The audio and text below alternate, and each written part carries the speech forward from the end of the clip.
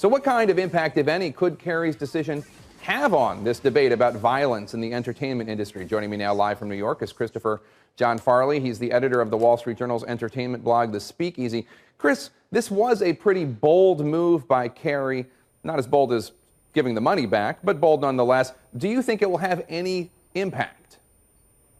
Well, it's 2 tweets, so I don't know how bold it is. He sent out 2 tweets, all told, about this. We'll see whether he continues his campaign, whether he pulls his support in terms of not going on talk shows, not writing editorials, not making any kind of movies that have this kind of violence in it.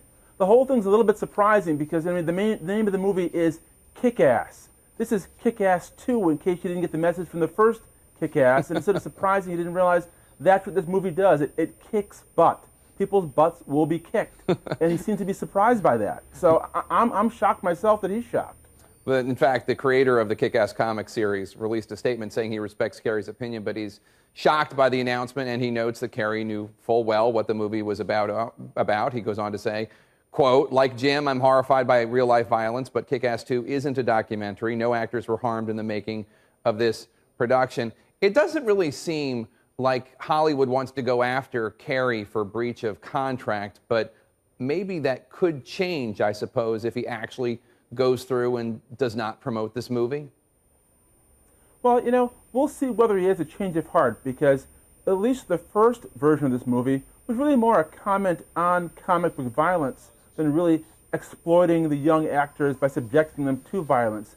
And that was more like The Hunger Games, which is obviously a film about the kinds of violent images and violent things that kids are forced to go through in society, rather than trying to exploit the kids themselves through the cinematic process.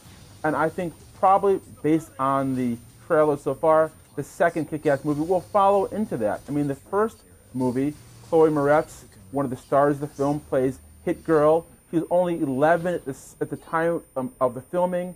There's a lot of rough language she used. Her character's involved in a lot of violent scenes. And so if that didn't turn you off from the movie, it's surprising that now that she's older and the characters involved in the film are older, that suddenly the second movie would suddenly be something you have to draw the line on. So this may have been something that was very spontaneous on the part of Carrey. He may have a change of heart.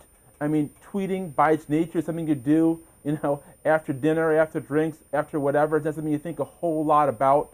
After he considers it, after he hears some people from the film, maybe after he hears from his lawyers, maybe he'll have a different view about whether Kick-Ass 2 really crossed the line. And in fact, in a bizarre way, it's almost an advertisement for the movie. Hey, this is really violent, and I don't like it anymore. But there might be people out there who find that appealing.